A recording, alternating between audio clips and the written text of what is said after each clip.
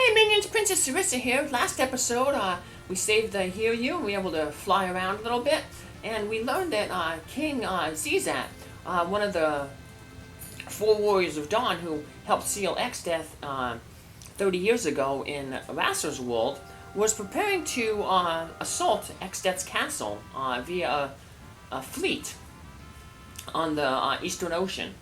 So here we are, we're going to rendezvous with him. We're going to land on this big ship in the middle.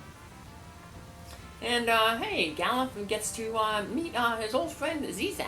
So, and here we're going to learn about their little plan to, their attempt to take out one of the barrier towers. If they take out one of the barrier towers, that'll eliminate the entire barrier, which will allow another assault to be made on Exdeath's castle. Remember, the first assault that Galuf and his people tried to make on the Exdeath's castle was repulsed due to that barrier. So, I gotta take that barrier down. So now Xezat's gonna give us the thing, but he tells us, hey, take a rest. So we're gonna do that. The fleet's just a decoy. What's the real attack then? Well, we'll find out in a little bit, but yeah, he says the fireworks are going to start soon, and there will be some fireworks coming up soon. So we're just going to head down into the ship. So just check out the whole ship, see if there's any other people in here. Nope, nothing here. It's the captain's cabin, I guess. Yeah, we'll head down. And we basically get a free in here. We're going to heal ourselves up here. So I guess we really need to use that tent in the last episode, but we realized that we... Now the thing is over on the right, but we're going to go talk with some people here over on the left. Crew quarters. They're digging a tunnel through the ocean floor. What's that tunnel going to be for? Well, we'll find out. But let's do what King Xezat said, and we'll just take a rest over here in this room. That's what this guy's gonna tell us. Where's the room on the right? So, doink, head on in. And we rest up a bit. And it's a good thing we get this rest because we're gonna have kind of a little battle here. So, battle on the high seas, like the episode is kind of named. Ooh. And it must be a really fierce battle because we got knocked out of bed. So, let's head on up and join the battle in progress. Obviously, we're going to make the most. We're probably going to be the biggest offensive unit in this battle. Looks like these soldiers are up there in the battle already. They already joined up. We were just going in to check to see if they were there. Rally the troops. So head on up. Where are the monsters at? I don't see any monsters. What do you mean we're under attack? These people are still saying the same thing? I don't think we're under attack. But yeah, once you talk to Xezat, then the monsters will start appearing. So. And you don't have to fight all of these monsters, but it's kind of a good idea if you want to get some extra experience and some gold. So. Uh-oh. Yeah, and we saw, if you were paying attention, there was a little, you saw Gilgamesh there, so. So Xezat's gonna fight this, blue little demon guy. There's gonna be a bunch of goblins running around. Whenever you fight them, you just go up to the top of them, you get these little gobbledygook enemies, so they're pretty easy. Oh, and here we finally get the sword dance. Basically does, quadruple damage, so. Yeah, so with RASAR attacking twice there with two things, he's doing a ton of damage, so. Just clear out, take out all these gobbledygooks. So, I'm just gonna leave this battle in because that was right after the other one, so. You didn't want to have just a big long stream of the pixelated transition screens. So. But yeah, these guys ain't too bad. Might as well just defeat them for the experience, so. Yay! Yeah, some ability points. But yeah, the only one you really need to fight is this guy right here, because he's basically guarding Gilgamesh. King Xezat looks like he took care of that. Oh, I was about to say, he must have took care of that flying guy, because he wasn't on the screen anymore, but, well, he's back, so we'll fight him eventually too, but first, we have to fight Gilgamesh! Galuf is probably going to be really wanting revenge on him, because a lot of Galuf soldiers were saying that thanks to Gilgamesh, and a lot of them were hurt. Surprisingly, this Gilgamesh is a lot easier than the one we fought on the big bridge. He's not going to go into his crazy phase where he uses the haste to double himself, double his actions. He won't be using his jump attack or the Sheller armor spells to cut physical and magical damage in half. So, yep, he's just going to mainly straight up attack, and most of the attacks are, like I said, negated by the use of our golem, so. And then we'll just summon the Titan there. It's probably our strongest damage spell that we got. So once he gets down to about half health, he's gonna call that little flying guy who was fighting King Xezat. Here it is, Enkidu, based on the the legend of Gilgamesh. I think it was ancient Sumerian myth.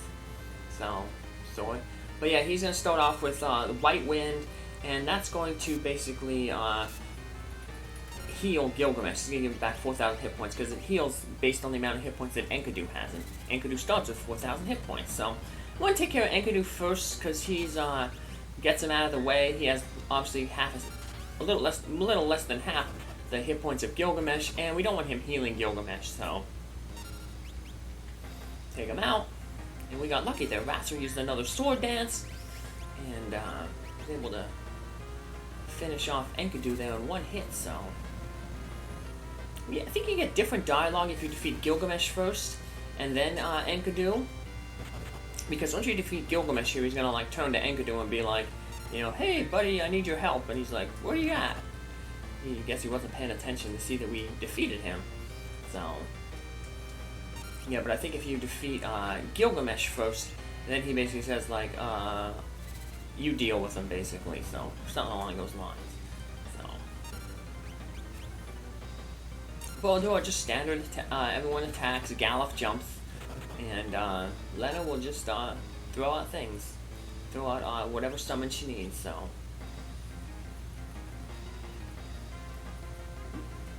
Uh-oh, Enkidu's already gone. Well, he didn't ditch her, we just beat him up. We got a shield. But Gilgamesh is a sore loser, and he's gonna throw us into the drink with him, but luckily Galuf managed to hold on. And we're gonna get some terrible, terrible puns. But at least Gilgamesh is taken care of, so plunk, plunk, plunk. And here's some terrible puns. My hands are going numb. Hang in there. Oh. No, don't fall, Galuf. We need you. So, woohoo! The Windrake, the hero, to the rescue. So, another pun. Quit hanging around. Woof. But now this is basically the battle is over. So it's not as epic as the Fable battle in Final Fantasy IV.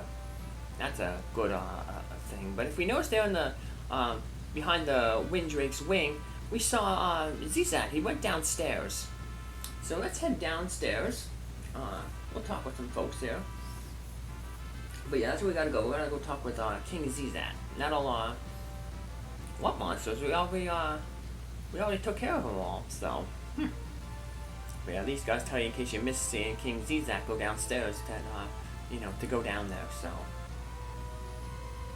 And that guy who told us to use the room on the right, well, he's going to tell us to use the room on the left this time. But, might as well heal ourselves up. Hey, whenever you got a chance to take a free rest, do it.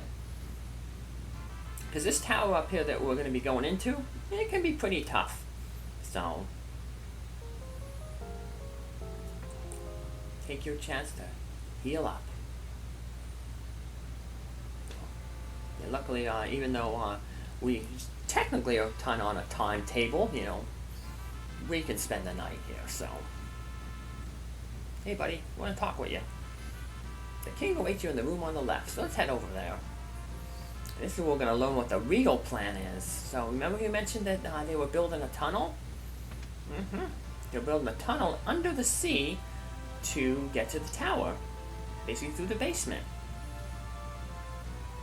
So we grab the box, boink, and it's a hidden ladder. A ladder to a submarine. Yes, they have wooden boats, but they have metal submarines.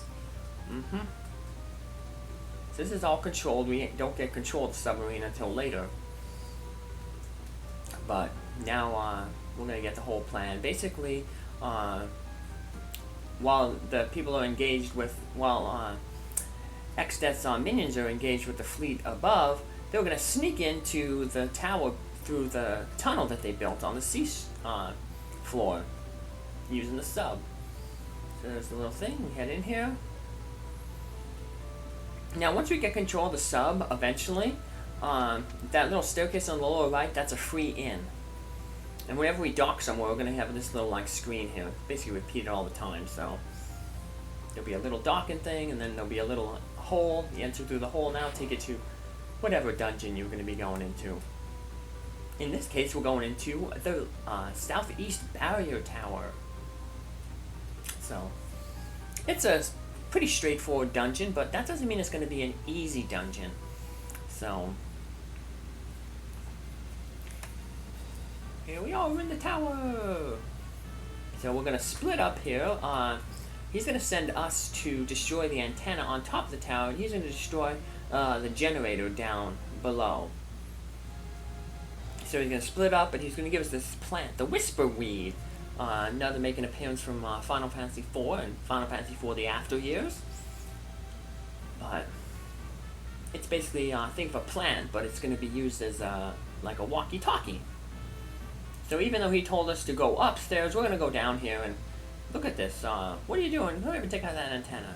So, see that door right there to the left? Just keep that in mind. So, yeah, Xezat does not have a lot of ground to cover. So we have wall knights. They have a built-in reflect. So if you have a black magician or another type of spellcaster that uses single target attacks, you don't want to attack them head on because they have a built-in reflect, and any magic you use on them, other than like a summon or a multi-targeting spell like Quake, well, it's just going to bounce back at you, so it'll end up hurting you. So. And one of the things you can win off of them is a wall ring, and I get lucky a little later and win one. So, and I'll talk to you about that when we get it, but that's the entrance I guess you would normally take, but we're going through the basement, so we can make a quick save here because we have some pretty tough potential enemies coming up. But first, let's look at this sweet guy. He's not an enemy. He's a sweet little rabbit cotton, although they were told that he bites people, and that's why he had to be rescued by Rabbit and Small Animals Rescue, but they figured that somebody must have hurt him because he was afraid of hands, but he's going to make some progress, just as we're going to continue to make progress up this tower, so stick around and check it out, and we'll also learn more about Cotton there.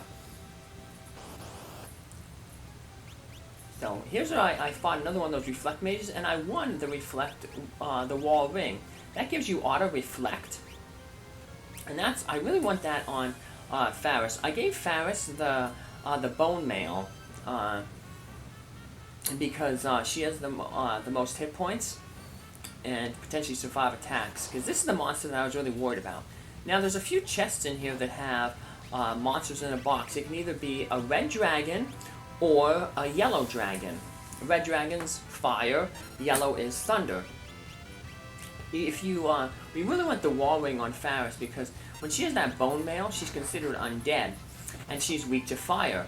So when this red dragon uses the fire spell, it's basically gonna like wipe Faris out and take her out. We don't want that, so if we put the wall ring on her, when it uses this ray, it's just gonna bounce back. Now, yeah, the ray will bounce back and heal it a little bit, but it's much better to have it heal the red dragon for a little bit than to knock Faris out, because pretty much in one attack, Faris will take off those hit points that the red dragon healed. So, yeah, heal about 600. Faris did about that, so. Luckily, this guy has a lot of weaknesses, so not that difficult to take out. Once again, we're going to use our happy little golem summon to block its physical attacks. And then when we're not using physical, we can hit it with Titan because it has an Oath weakness, so. Yay! And we defeat it and we get a sword we will never use because it's a Knight sword. A blood sword. It basically, when you hit someone with it, it takes the hit points away, the damage that you deal, and it gives it back to you, so. It deals damage and heals your character at the same time, so. I guess it could be good for a Knight, but hey, we don't have Knights, so. Once again, restrictions based on the 4 Job Fiesta, so. We have a little ghost here. He's not scary at all. Oh, he just flashed us. Oh no! Remember, flash blinds you. You can use your chakra ability to heal yourself up, but nobody's really using chakra except for Faris. So, and we have a whole bunch of these eye drops. So remember, I stocked up on the items that remove all the different negative status effects. So now, pretty much, oh, there's a lot of gold in this tower. Pretty much the way that this tower works is we're gonna kind of go inside, do a little room on the inside, then you climb out on the outside, make a little progress up the tower, and so forth and so on. So it's kind of annoying though, that little thing's in the way there. So kind of reminds you a little bit of the Walls Tower. It's short and kind of straightforward. So left, right, and then we're gonna have a branching path, left, right, and then left, right. So Gravitor is that little monster on the bottom. The Traveler is the witch on the moon. So, and the Traveler's stats will pop up then when we once we defeat the Gravitator. So, now a lot of the enemies in this dungeon use a lot of blue magic. So if you have a blue mage, this might be a good place to learn a lot of blue magic. So I'll read out some of the blue magics that you can learn in here if you haven't learned them already. So, the Traveler can use a blue magic spell called Time Slip. There's another, the Neons, you can learn the Flash spell off of them. There's going to be another Gigas type enemy. You can learn a thing called Off Guard, and then there's another enemy later, Level Trick, where you can learn level 4 Gravity off of them. So, quite a few spells you can learn from a blue mage if you're using a blue mage. So, but we don't have that. A future Fiesta we got. So,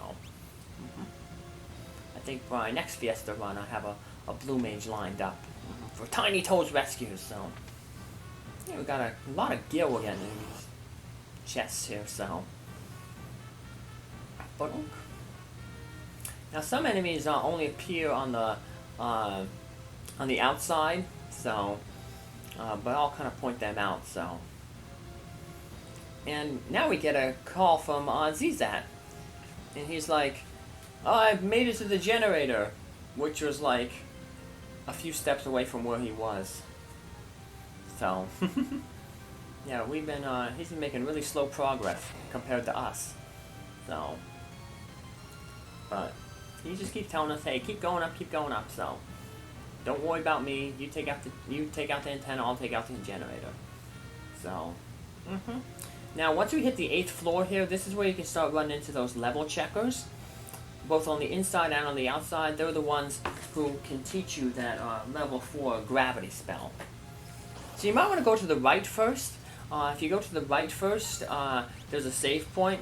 We got another chest coming up here.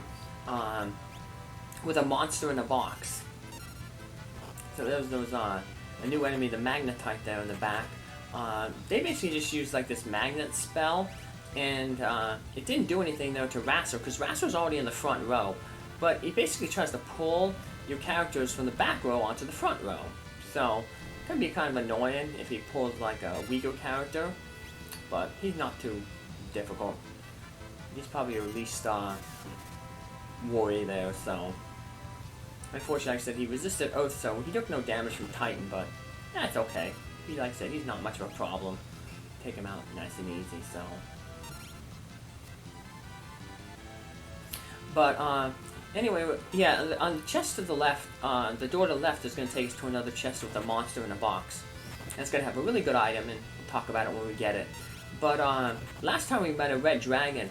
When you open one of these chests with the monster in the box, like I said, you can either run into a red dragon or a yellow dragon. And yellow dragons come in pairs of two, in a pair of two, and they can be really, really annoying. And they can, so you might be safe if you want to be cautious. You might want to save before you open up this chest. But I was living dangerously here, minions. So. But we got lucky and we got another red dragon, took it out the same way we did the last one. And we got this nice little helmet here, the gold pin.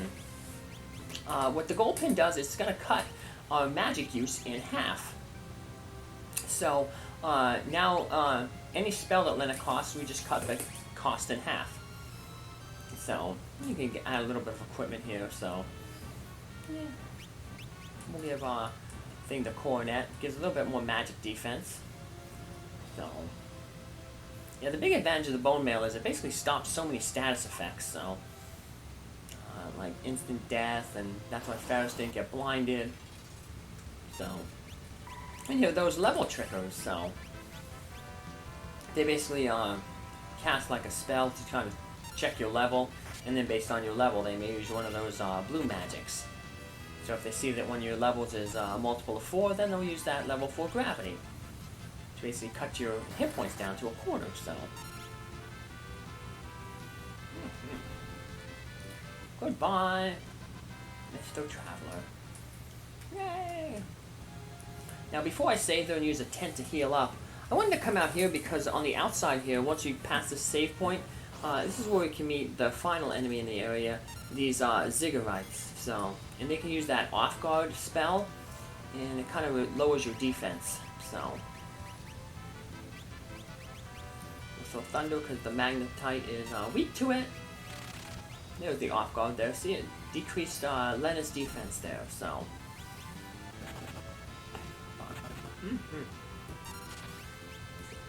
more annoying guys here. Take these guys out. There we go. See, they're kind of floating, so they will resist Titan. So they won't take damage, because it looks like they're kind of jumping, but they're really that's floating, because the earthquake doesn't hurt them at all. So that's how I just stuck with a Freak there, because they already have the flame rod equipped. So eventually, we're gonna get a weapon that can boost the basically the magic power of pretty much every summon or every magic spell. So, but that won't be for a while. So, yeah, I wanted to meet this final enemy here before I save, so that way any damage I would have took, I'd just be able to heal up right here. So, and you want to heal up here because we got a boss monster coming up, and he's kind of a tricky boss. So, he can be kind of annoying. So. But there's a certain strategy you have to use to kind of take him out. So it's not necessarily relying on jobs, but more what you do with your character. So let's head on up and take out this boss and take out the antenna, just like King Xezat was asking us to. So we'll run into more of those Z-God enemies. So here's the tower, but I don't know how we're gonna blow it up. It never says that we have a bomb or something like that, but luckily we fight a boss, and I guess it's considered a load-bearing boss. That's like a trope where, like, after you defeat a boss, like, then the castle crumbles, or whatever's around him crumbles. You see it in Castlevania, you beat Dracula, his castle crumbles, or, you know, there's a few other games where you beat the boss, and then all of a sudden you gotta make an escape. Exodus in Ultima 3 Exodus. You destroy Exodus the computer, and then the castle starts falling apart. You gotta escape. So what Atmos here does is he casts Comment, and he wipes out one of your characters. So as long as you have 4 characters alive, he's gonna use Comment. So there's no point in really reviving that character. Right now, he's just gonna use, he's gonna be pretty weak. He's not gonna really hurt us all that much here. But as you notice, he's slowly pulling Lenna she's unconscious, he's pulling her into his like mouth. And if she reaches, or any character reaches like him or really close to him, he's gonna like suck them in, and they're gonna be removed from the battle.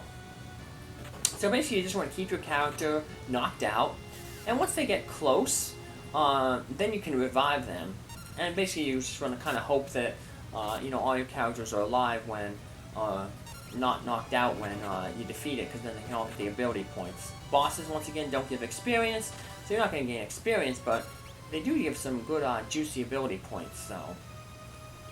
So now Lenna's getting pretty close there. So probably going to want to take a round here coming up to revive her. And then once she's revived, then he's going to reuse that comment. So let's going to revive Lenna here. If we can target her. There we go. And now he's going to use the comment again to try to knock somebody else out. So, yay, we got another sword dance. Woohoo! Each of those sword dances is taking off about like a fifth of its hit points. So now he's going to slowly suck RASAR in. And yeah, this is where I should have been paying attention to the amount of damage I was doing. I kind of had an idea of how much damage I was doing, but then I misjudged how much. I didn't think Titan would take this much off, so. But boom, Titan does a decent amount of damage here, and knocks Atmos out, and unfortunately unable to heal RASAR in time, so he'll miss out on some ability points, but like I said, we shouldn't be too bad. You know, we'll end up maxing all our jobs anyway by the time the game is over.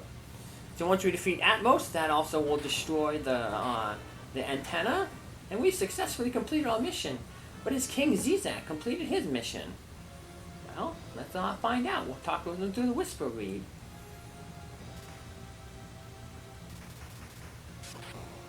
And I guess he has, because the generator's blown up. But unfortunately, he's trapped down here. So, apparently when we destroyed the antenna, all the energy that was in the antenna had nowhere to go, and it just stayed down there in the generator. And that, unfortunately, has trapped King Xezat in there. So, now Galuf, of course, you know, they're old friends. I mean, they've known each other for 30 plus years. They sealed Exdeath in RASAR's world, so they've been through a lot. So Galuf's like, we have to go rescue him, but Xezat's like, no, you can't come down and rescue me. It's too dangerous. Don't worry, I'll make it out. I'll be okay. But unfortunately, Galuf knows what's going on, and he realizes that Xezat ain't coming out. And Xezat confirms as much here. He knew that this was going to happen. I mean, it was his plan, so he basically knew, but he knew that he couldn't sacrifice us. You know, it was his plan. He's going to sacrifice himself. One, you know, he's older, and two, he realized that the crystals have chosen new guardians. Back in the day, it chose him, RASAR's father, Dorgan, Galuf, and Kelgar, the werewolf.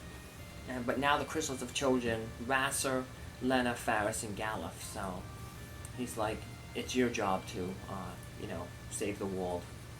I already did my part, so. And unfortunately, RASAR there has to knock Galuf off to knock Galuf out in order to get him off the tower. And they all jump and they escape on the Windrake here. But even though they kind of know that Xezat isn't going to be there, Galuf is determined to fulfill his promise to go back to the sub and wait there. So we head back to the sub. Even though King Xezat sacrificed himself, it was not in vain. For the tower is now destroyed, and that means the barrier is gone. So here we have a little cutscene here. The red barrier, it fell down. So now we can assault Exdeath's castle. But there's a few things that we need to do before we can assault Exdeath's castle. So,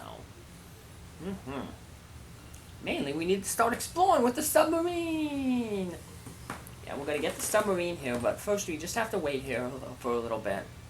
So Galuf basically says, hey, just let me wait here a little bit longer. So we'll get RASAR back on his feet. And we'll just wait here. It's just a little timed event. Basically wait like a minute or so, and eventually Galuf will come to realize that, you know, Xezat ain't coming. But, and then once that happens, we'll be able to take control of the sub. And that'll open up a whole new bunch of stuff to explore for us. Under the sea. And our heroes, of course, realize this, and they also realize that, hey, before we came here, remember Guido? His island sank. Maybe we can find the sunken island with this submarine. So everyone's like, hey, that sounds like a good idea. So, and that is exactly what we will be doing in our next episode. Now that we have control of the sub, we'll be going out to find Guido's island and see what he wanted to talk to Galuf about. But in the meantime, I want to talk to you more about Mr. Cotton here. And here he is. Remember, he was bitten because he would bite people because he was scared of hands. Look at him after 2.5 days at the rescue. He's starting to let people pet him. He's starting to understand that people are nice, and, you know, people can be care for you and take care of you. And he can sense that, you know, he's going to be loved here. All because of Rabbit and Small Animal Rescue. Of course, Rabbit and Small Animal Rescue can't do their mission without the help and support of people like you who also share compassion for animals. So I've left a link to their homepage in the video description. So feel free to go there and make a donation. Any bit helps. Thank you. Have a good day. Bye!